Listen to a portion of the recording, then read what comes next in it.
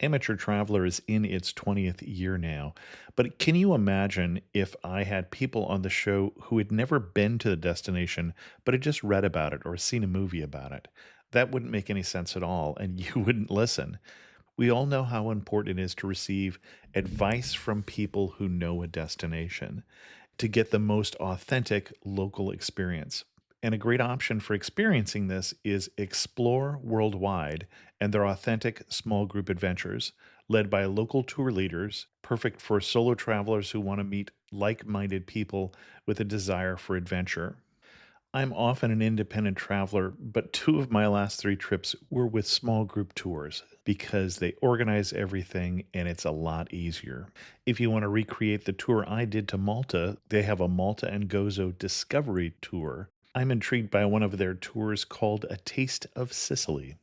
The company again is Explore Worldwide, and visit exploreworldwide.com to learn more. And thanks to Explore Worldwide for sponsoring this episode of Amateur Traveler. The nights are long, the days are short, and the weather is chilly to downright cold, depending on where you are. It's a good time to slip into a Quince iconic Mongolian cashmere sweaters, which start at only $50. You can treat yourself to everyday luxury at an affordable price with Quince. If you really want to dive into luxury, you can check out their leather handbags, washable silk shirts, and European linen sheet sets.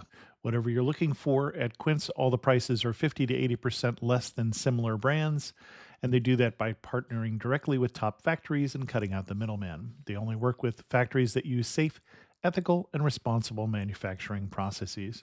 And of course, they use premium fabrics and finishes for that luxury feel in every piece. But you've already heard me rave about my Quince travel pants. Treat yourself this winter without the luxury price tag. Go to quince.com/traveler for 365-day returns plus free shipping on your order. That's QUINCE.com/traveler to get free shipping and 365-day returns. Quince.com/traveler. And thanks to Quince for sponsoring this episode of Amateur Traveler. Got my bags packed, I'm on a roll. I'm heading out there and I'm ready to go. I'm looking real good in my passport photo. Oh, no. Amateur Traveler, episode 536. Today, the Amateur Traveler talks about vineyards, a wine festival, a wine museum, and then some other stuff. But basically, we're talking about wine because we're going to Bordeaux in France.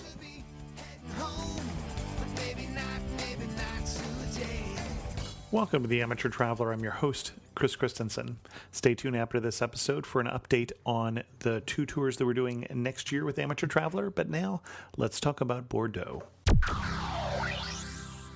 I'd like to welcome back to the show Jennifer Dombrowski from luxadventuretraveler.com, who's come back to talk to us about another part of France. Jennifer, welcome back to the show. Thanks, Chris. It's nice to be back. And you happen to be living in France now. I am. I am living in Bordeaux. It's a dirty, thankless job, but somebody's got to do it. That's absolutely right. And you pitched me Bordeaux, not that it was difficult, definitely a region I'd love to talk about, but we haven't yet on the show. But why should someone come to Bordeaux? I was here a year ago, and even just a year before I moved to Bordeaux, a lot has changed. And it's funny because a lot of people didn't come to Bordeaux. They knew about Bordeaux because it's such a famous French wine. Bordeaux, yeah. But it wasn't a place that people realize is even actually the name of a city in France. And for so long, the many wine chateaux around Bordeaux were really closed off to the public. All of the wine was sold in wine auctions long before it even goes into the bottles. And there wasn't much wine tourism that was going on here. But now the city has really revitalized itself, especially in the last year. And there's a lot of really unique wine tours that are happening here. The wine chateaux are opening up to the public. You can visit these beautiful, almost castle-like, fairy tale like vineyards, and you can taste the wines. And even many of them have shops now where you can actually purchase some of the wines right there from the chateau. So it's a great time to come to Bordeaux. It's interesting how that didn't take off in Europe as soon as it took off in California, for instance. And I think a lot of Americans, when they went over, expected that there would be wine tastings everywhere, there'd be tours, there'd be shops, and all of that, and that is just coming to some of these very, very classic wine regions. That's really true. I've been to Napa Valley, and it's very, I hate to say commercialized, but wine tourism there Hmm. is. Every chateau has some sort of tasting tour, Sure. and a lot of times you don't have to even book them in advance. You can kind of show up, and they actually hire people that are solely responsible for doing the tours. Right. But it's really different here, and especially I think it's hard for Americans to understand. You think of these just massive wine producers, especially here in Bordeaux. And it's really hard to even fathom that these wine chateaus that are turning out millions of bottles of wine each year have a staff of maybe 10 or 15 people. Interesting. So they don't have someone that is solely responsible for conducting wine tours. And when they do have wine tours, they really have to stop all of their other wine related activities to have someone come and do a tour for you. So I think that's the difference in visiting someplace like Napa Valley, where wine tourism is an industry, and coming here to France, where the winemakers themselves are often doing the tours for you, and they want you to come and visit them, but it's really essential to book appointments in advance. They're very proud to show off their wine chateau, but they need that advance notice to take the time out to visit with you and show you around and properly have you taste their wines. Let's put Bordeaux on a map for people who may not have a picture of France in their mind. Where are we here? So we're in the very southwest corner of France. Hmm. So if you're looking at a map of Europe, you're going to find Bordeaux just above the border of Spain and slightly in from the Atlantic Ocean. Okay. In the old historic region of the Aquitaine. Yes, exactly. Excellent. Which was for many, many years English, but not in recent years, going back to the days of Richard the Lionhearted at that point. Excellent. So what do you recommend for an itinerary for Bordeaux? A lot of people come, and the way that most people are visiting Bordeaux right now is on a lot of the river cruises. But I think it's worth spending time and coming here to the city. So you definitely want to allot at least a few days to stay right in the city of Bordeaux. We have a new wine museum, which has been touted as the sort of Disneyland of wine museums, and it's called La Cité du Vin. Okay. That's right here in the heart of the city of Bordeaux, and it really takes a few hours to go through. And it's a museum that's not just about Bordeaux wine, it's about all of the world's greatest wine regions. And the visit ends with a wine tasting on the very top floor with a gorgeous panoramic view of Bordeaux. So even if you're not so into visiting museums, it's worth it for that wine tasting at the end alone. Now, you mentioned that people are visiting Bordeaux on river cruises, and I had to look up. I honestly couldn't have told you what river Bordeaux was even on. It's actually situated on the Garonne River, Hmm. and it sort of goes off into a Y of the Dordogne, and then it flows out into the Atlantic Ocean. So people are coming to Bordeaux a lot of times on the river cruises, and it's a little bit different than the typical river cruises if you've been on one in Europe, because of the way the river is situated on this Y. So you kind of do a little bit of backtracking. I've been on the Viking River cruise through Bordeaux here.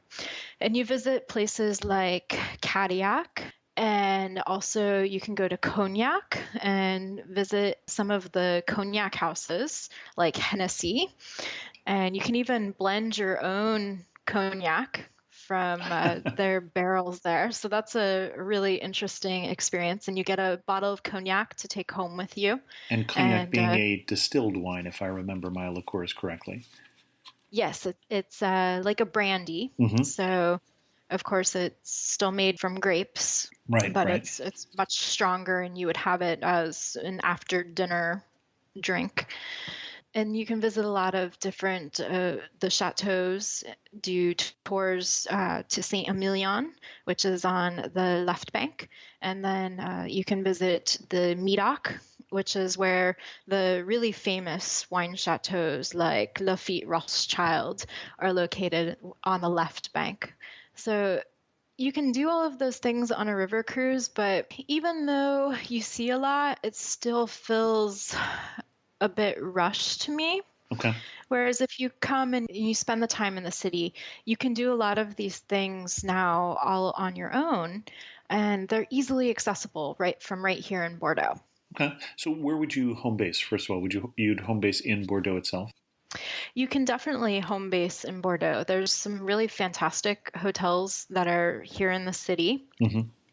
And there are vineyards that are quite close that you can reach within 15 minutes from the city, even on public transportation, which is Oh, great interesting. because, of course, France has very, very strict drinking and driving laws. Hmm. So it's great when you can get out to the wineries on public transportation and not have to worry about driving out there and indulging a little too much.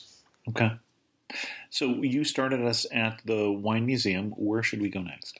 There's a lot of great things to do in Bordeaux. And if you're not into wine, there's things to do for the non-drinkers and even for families as well. So in Bordeaux, we have more listed historical buildings than any other city in France outside of Paris, of Hmm. course. So there's just a lot of really beautiful architecture here. The city has the nickname the Sleeping Beauty because this was a city that was a port city, had a lot of shipping. And so, of course, with all of the boats coming in and the industry that was here, you had a lot of pollution. And the buildings are made from a beautiful and very porous granite and limestone. And so they absorbed all this black soot Hmm. from when this was an industrial port. And so for many, many years, the buildings were covered in this sort of black grime just from years and years of pollution. And over the last couple of years, the mayor has offered tax credits to residences and businesses to go ahead and do a cleaning of their buildings. And so now the city, it's so gorgeous. It's this very soft, creamy color, and the buildings have been cleaned, and it's very sunny here. This is one of the sunniest places in France, Hmm. actually. And when you have that golden hour when the sun's getting ready to set and it illuminates the buildings in this soft light, it's my favorite time of day to sort of just stroll around and take in the beautiful buildings of the city. Well, and you mentioned the beautiful buildings and the port, and I see that part of the old port is actually a UNESCO World Heritage Site, the Port of the Moon. Yes, it is a UNESCO World Heritage Site. So, of course, if you're interested in visiting UNESCO World Heritage sites around the world, this is a great place to come and stroll around for that reason as well. And there's a lot of great rooftop views that you can get of the city. Bordeaux was a fortified city once Hmm. upon a time. And so we have these old gates that are still left from when the walls surrounded the city. And there's several of them that you can climb up the staircases to the top and get gorgeous views over all of the old Roman parts as well as the newer neoclassical parts. And it's just so gorgeous to see where those two different times come together and how it's melded. Is there a particular gate you would recommend we climb up? I have several that I really like. There's one that's right along the river, Hmm. and that's I think my favorite view point because you can not only look over the river, but you also have the Mira de U, which is a water mirror. It's the largest water mirror reflecting pool in the world, actually. Okay. And it's situated just across from Place de la Bourse, which is where the famous classifications of the Bordeaux wines took place. And Okay. it's just this really, really gorgeous spot. And so you can climb up the gate there, have this view over the water mirror, over the Place de la Bourse, and then you can turn around and sort of look into the heart of the city, and you see the spires of the cathedrals sticking up, and you can see the cobbled streets of the old sort of medieval part of the town winding through, and just see people out enjoying themselves as they do here in Bordeaux. So that would be my favorite one to go up to. And of course, that's just a viewpoint. But if you're wanting to take in some wine with a viewpoint, you can go to the very heart of the city, to the Intercontinental Grand Hotel. And they have a rooftop bar there, and you can get a glass of wine and really sort of be in the middle of it all and looking around you and see everything that's going on while enjoying your wine. So that would be my other favorite. Okay. And you mentioned the medieval center, and I see buildings going back to 1096 and the 12th century and those sort of things. But you also mentioned some Roman parts of the city. hmm We have part of a Colosseum that Hmm. remains. It's called the Palais Gallion. And there's sort of different stories about how it came to be or the time that it's from, but it does date back to Roman times. And there's just a little bit of ruins left of it that are remaining. And you can sort of stand on a terrace and look out over the ruins that are remaining of the Palais Gallion. And you can picture what it was like to sit in the stands and take in the different events that they would have had there. And that's actually a free thing to do here in the city. So it's about 10 minutes strolling in from the river. It's very easy to access, and it's a beautiful viewpoint that a lot of tourists don't actually know about. Okay. What else should we do? Aside from the La Cité du Vin, which is the wine museum, there's a lot of other great museums that are here in Bordeaux. So you can go to the Modern Art Museum. There's a history museum, so you can take in the different parts of history that happened here throughout Bordeaux and France. Aside from museums, there's a lot of food related things to do here in Bordeaux. This is a really great foodie city. One of my favorite places to go is the Marché Les Capuchins. And this is an indoor market that is open daily in the morning time, very early from 5:30 in the morning until about 1 o'clock in the afternoon. And everyone that lives here in Bordeaux goes there to buy their fresh produce and things.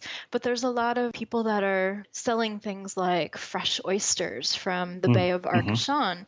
And so you can get 6 oysters and a glass of wine for €5 and enjoy that. Or a steamed pot of mussels that are cooked in wine and creme fraiche. So there's different food things that you can do at the market, even if you're just visiting. So it's well worth going to. And you mentioned foodie. Do you have other favorite restaurants in town that you would recommend, either for fancy occasions or simple dining? I have favorites for both. The Hmm. great thing about Bordeaux is that it is being revitalized. And so we have some of the world's most famous chefs setting up shop here. Gordon Ramsay has 2 different restaurants here. One is a bistro, which is more affordable and Hmm. really anyone can dine there. And then, of course, he has a Michelin starred restaurant. So if you really want to indulge, you can go there. There's a lot of young chefs that are also coming to Bordeaux who are very innovative, and they're mixing the southwestern French cuisine that this region is known for with more modern techniques. And so there's a lot of great places to come and eat in the city. I think that we could probably spend 2 or 3 hours alone discussing just that. But one of my favorites is a little place that is only open for lunch 3 days a week, and it has a set menu. And But when we say a set menu, we don't always talk about this on Amateur Travelers, so I want to make sure that if somebody's listening for the first time, so a fixed menu where there's an entree and a appetizer and a wine with it and a dessert all for one fixed price. right. Mm-hmm. So you don't have choices between what you're going to choose for your appetizer or your Mm-hmm. entree. The menu is set for the day and it's typically posted on a chalkboard, so you can definitely take a look at that before Mm-hmm. you sit down and decide maybe the cuisine of the day isn't for you. And well, it's set by the chef with whatever is fresh today too, since we're in France. So Right. That's the thing about these set menus is that they change so often because the chef does prepare everything from fresh ingredients. mm-hmm. They go to places like the Marché de Capuchins and they pick out the vegetables that are in season, the fish that has been freshly caught, the meats that are fresh from the farmers in the Mm-hmm. region. And so they create their menus based on what they can obtain fresh for that day. So it changes, and they don't often post their menus online for you to look at it in advance just because it's really hard to say what they're going to what's find going to that be morning. Yeah. fresh. We were talking about one of my favorite little places that's sort of more affordable than, say, a Gordon Ramsay Michelin starred restaurant here in Bordeaux. And this place is great too because it's also a little wine shop. And so they have fantastic wine pairings. You can pick up bottles of wine there to purchase as well. It's called La Salle à Manger de Chartons. And like I said, it's open only for lunch, and it's only a few days of the week, Wednesday through Friday for lunch, and has the set menu, but it's quite affordable and you can have the wine pairing. So it's a really good favorite choice of mine here in Bordeaux for an affordable meal. Okay. And for those people who can't make out when we're talking about things French, we'll have links to all these things in the show notes. Excellent. Where to next? One of the ways that you can tour around Bordeaux, and this is more of a summer activity, it's done now for the season, but there's a company that will take you on a Harley Davidson tour of the vineyards. So I think that's a really cool way that's interesting to go out and have a different experience taking in the vineyards as you sort of ride through the rolling hills of nearby Saint-Emilion. Now, am I riding a bike or am I in a sidecar or hanging on the back for dear life? Or Hanging on the back for dear life. okay. They don't allow you to rent and drive the Harley Mm-hmm. yourself because of the strict laws here with motorcycles in France. And so the guide has a helmet that has a radio where you can talk to each other and you can hear what they're Okay. saying as they point out different sites, since you have all that wind that's whipping over you as you ride on the Harley. So you do ride with the guide, and they have multiple Harleys, so if you're coming with a friend or a group, you can all go and do this together. So that's one of the interesting ways that you can tour around. And you haven't lived there quite all year round yet, but what would you recommend is the best time to come to Bordeaux? So far, my experience has been that the weather is always fantastic. Right now, we're into fall, but it's still very lovely weather. Of course, all of the wine has been harvested now, Mm-hmm. and so you've got the fall colors that are on the vines. I think that when you decide that you want to come really depends on what you want to see. If you Mm-hmm. want to see the grapes on the vines, I would really recommend coming in July to August. Even though the French take their holidays and a lot of things like smaller businesses like the cheese shops and things close down, they really only affect the local people. And what's great about coming in August is the city is really, really empty, but this is not the time that the wine chateaus take their vacations. This Oh, is the time interesting. Hmm. that they're really, really busy because they're starting to gear up for the harvest, which will start to happen in late September and early October. So they're doing a lot of things like trimming the vines, and they're really open to welcoming people to the chateaus during that time. So it's a great time to come if you want to go visit wine chateaus and see the beautiful green vines with the grapes that are starting to ripen. Coming up soon, the Christmas market is starting to set up. So there's a big Christmas market here in December. It actually starts the 24th of this month, November, and will run until the day before Christmas time. So you can come in wintertime and experience something a little bit different with the very festive holiday season, the little wooden chalets set up for Christmas markets, and you can buy a lot of locally made handicrafts from artists and buy a lot of different food items. Of course, have vin chaud, which is mulled hot wine, and roasted chestnuts. So that's another favorite time of mine to visit Europe and France in particular during the holiday season. And of course, spring is beautiful because you have all of the flowers in bloom. The vines are just starting to get their leaves Hmm. again. So it's a really nice time of the year to come. It's not too hot yet. And again, not everyone is here in the crowded summer season. Okay, excellent. Where to next? So you can also do a lot of great day trips from Bordeaux. Hmm. The great thing about Bordeaux is that it's not all just about wine and food. You have to do things to work off the wine and food. So, Europe's largest sand dune is actually located just outside of Bordeaux, Hmm. and you can climb up the sand dune. It's called the Dune du Plat, and you can climb up the front side of the sand dune. And if you're really adventurous, you can do things like paragliding off of the top of the sand dune and landing in the Atlantic Ocean. Or you can climb down the backside of it, which goes right down to the Atlantic Ocean. On the front side, there's a staircase to make it easy to get to the top and have this gorgeous view over the Bay of Arcachon. But if you decide to climb down the backside of it to go to the beach, where you'll find virtually no one, you do have to trek back up a very large and high sand dune. And I've done it, and it will definitely work off everything that you've eaten in France in a week in your hour trek back up that dune. Well, and it looks like they're putting the height here, as I look it up, at about 110 meters. So 300 feet. So that's quite a few stories. So 20 stories or Yes. something like that. It's pretty high. It's really spectacular to see.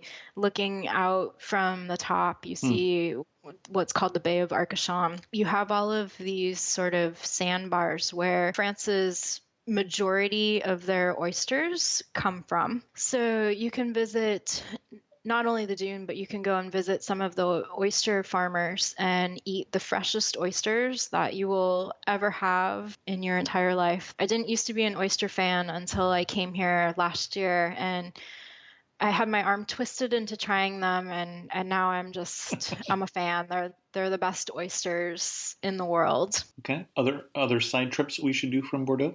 Spain is actually quite close, and we have the Pyrenees as well. So you can, within an hour of Bordeaux in the wintertime, you can go skiing. In the summer, spring, and fall, you can go hiking in the Pyrenees. So there's a lot of outdoor things to do. We talked about the rivers earlier on, and I mentioned the Dordogne River. And there's a lot of kayaking that you can do on the Dordogne River. And there's some really, really beautiful villages that sit up on cliffs, and you can kayak from village to village in the Dordogne. And so that's another great outdoor thing to do here in Bordeaux. Well, and for listeners to the show, we did an episode on the Dordogne recently, and so this is actually someplace that is fairly close to there. So it's someplace that's easy to combine the two potentially in a longer trip. I think that's one of my favorite things about Bordeaux is that it combines all of the things that I love together, having the outdoors so readily available, Hmm. yet having a bustling, really lively, exciting city to be part of outside of my doorstep. Excellent. Now, you have been living in Italy for years. hmm I'm getting the impression you're still learning French. I am definitely still learning French. How hard is it to get by without being a native French speaker in Bordeaux? I think as far as coming here as a tourist, you're fine. English is not very widely spoken in Bordeaux Hmm. like it is when you go to Paris. And so it's definitely been more challenging living here because all of the things that come to daily life, like finding an apartment and setting up my utilities, have been Sure. dealing with people that don't speak any English. And I did not speak French before I came here. And so I'm learning, but as someone that's visiting the city, I don't think it's any reason to be concerned about not being able to communicate. The people that work in restaurants and shops and all of the museums and activities that I've mentioned, they have those available in English. Most wineries speak English, and when you visit their website, when you're deciding which wine chateaus that you do want to visit, they will list the languages that are available. So if you're not a French speaker and they don't offer a tour in English, that's probably not the best wine chateau for you to visit. Okay. But it's relatively easy for someone that's visiting the city to get about without speaking French. Before we get to my last questions, are there other things we want to cover? I am every day just delving into the city and the surroundings more and more. And so it's something that I've been writing about on my website, Lux Adventure Traveler. So definitely come and follow me there because You're still discovering. I'm still discovering, and every day it's something new that I discover, or a new chocolate shop, like this new one that's Chocolat Hansa has just recently opened, and now this is the best chocolate shop in Bordeaux, and they've just received the award for the best chocolate shop in France. Hmm. There's all of these new things that are always happening Sure. here to discover, so it's really hard to say, oh yes, you have to do this or that. So I'm working on writing a guide because there isn't a whole lot of information out there on Bordeaux. What's the best day you've spent in Bordeaux so far? Sundays are oddly my favorite day Okay. in Bordeaux, and I say oddly because it's a place that's still very traditional, Hmm. and Sunday is a day of rest and not a whole lot is open. But one of my favorite farmers markets happens every Sunday on the quay, which is Hmm. along the riverside. It's the Marché des Chartrons. And there you can go and eat all of these wonderful things. And I do my weekly shopping. My dog lives here with me in France. So we go together every Sunday and we kind of relax and have some wine along the river, some fresh oysters, do our fruit and veggie shopping for the week. And then I usually stop on the way home and have a glass of wine outside at Terrace at one of the many, many wine bars that there are here in Bordeaux. So those days that I can just really enjoy my surroundings and sort of soak up the atmosphere of this beautiful city are my favorite times. Okay. Best day of the year to come? Festival or event or. In June, every year there is a festival called Fête de Vin, and this is a wine festival that sets up along the quay side, and it's over 2 kilometers long. You have wineries from every appellation of wine that there is here in the Bordeaux region. And there are 57 different wine appellations within the Hmm. wine region. So you can get a tasting pass and you actually taste a wine over the course of the 4 day long festival. You can taste one from all 57 appellations. You might need to have a little detox after your trip to Fête du Vin, but you can really enjoy and taste all of the different types of wines that are offered here in the region. And they are quite different. You have everything from sweet wines that are very golden in color to, of course, the traditional Grand Cru Classé Bordeaux wines. Excellent, excellent. That's the Fête des Vins. Yes, and that happens every year in July. Excellent. You mentioned the wine museum. Are there other particular museums or places where you have been able to get in touch with the culture?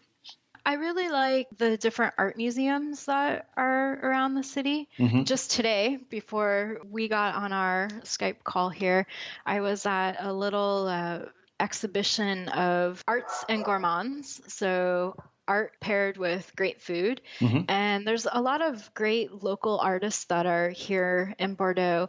And being able to see and talk with them about their artwork is really unique. So there's a lot of those types of exhibitions that go on, or there might be a special exhibition at Le Cité du Vin, the wine museum, and sometimes there are longer exhibitions that happen at the Modern Art Museum that's located here.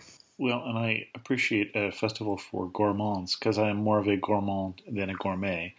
Someone who loves eating isn't necessarily all that picky about it, though. Prettiest spot in Bordeaux. You're at the prettiest spot. Where are you standing? What are you looking at? I don't even have to hesitate. It's the Mur de Haut. I wondered it would be. Okay.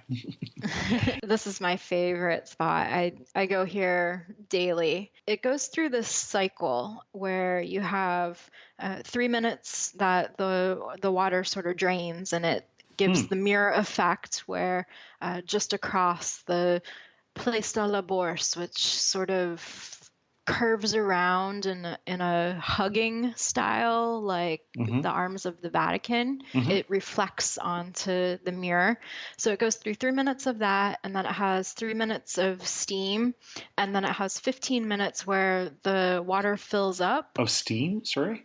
Steam, yeah. So it Misting creates or? this cloud of mist that Oh, rises interesting. up out Hmm. of it. So at this time of the year where the weather is cooling down and the water from the mirror is still warm, it creates this sort of rolling fog that goes Hmm. across the big Interesting. square. And so it's really interesting to look at. And since I do go there every day, it's interesting to see how the light changes, the sun sets behind it.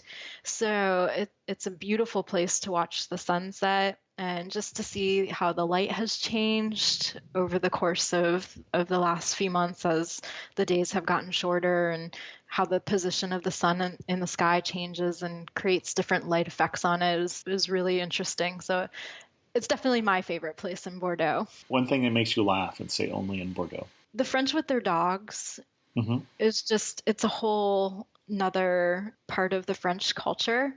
And the Italians weren't so crazy about dogs. And so Oh, interesting. Okay. for me now, living in France with the dog, when I lived previously in Italy with the dog, it really makes me laugh because they always have to stop and sort of coo over her. And I don't have a little dog. I have an Aussie Shepherd Oh, wow. Okay. mix. Yeah. So she's a larger dog, Hmm. but she's an unusual white shepherd to see here in France. It's not a Hmm. typical dog, but everyone has to stop and talk about her. And a lot of times I still don't understand what they're saying because I'm just working on my French, but it does make me laugh. It's a definitely only in Bordeaux thing. Finish this thought. You really know you're in Bordeaux when what? When you're having fantastic wine. I can say that having lived in Italy where there's is really good wine, but the wine when you come to Bordeaux and you have the wine here, is life-changing. You will not look at wine again ever in the same way. It's a whole different level of wine. It's really good. And if you had to summarize Bordeaux in just 3 words, what 3 words would you use? Luxury, wine, and adventure really encompass it all. Now, I wasn't asking you to summarize your blog. Just would that be the same 3 words if we were to summarize where you are writing about? It would. It really. There's a reason why you ended up in Bordeaux, then. I think it was a really good match. But no, seriously, luxury, wine, and adventure. The luxury part of it being that it doesn't necessarily have to be something that's really expensive, like a Michelin-starred meal, but just having the luxury of drinking some of the world's best wine and having it available all the time here is something that's definitely a luxury. And then, like I said, there's a lot of things that you can go and do that are adventure related that are so close to the city. And of course, it's Bordeaux, so it's synonymous with wine.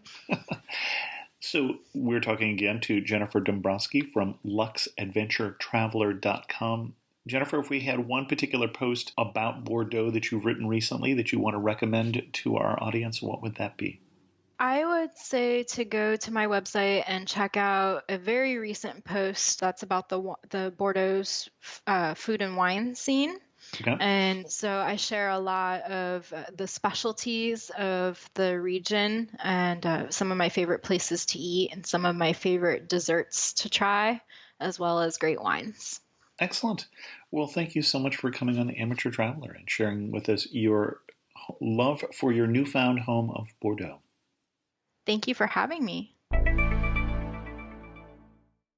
An update on the Amateur Traveler trips for next year. As you know, there are 2 trips going on next year, one in June to Japan and one in November to India. Links to both of those under the book Travel tab on amateurtraveler.com. And when I say next year, I'm talking about 2017. I understand you may live in the future, but I live in the past. One piece of news on the Japan trip is that Context Travel has offered us a day trip in one of the cities. So we're still deciding that. If you sign up for the tour, you can help me make that decision. But basically, they do some wonderful day trips. And so we're going to do one of their day trips either in Tokyo or Kyoto. More information about that in the Amateur Traveler Trips group, amateurtraveler.com/trips.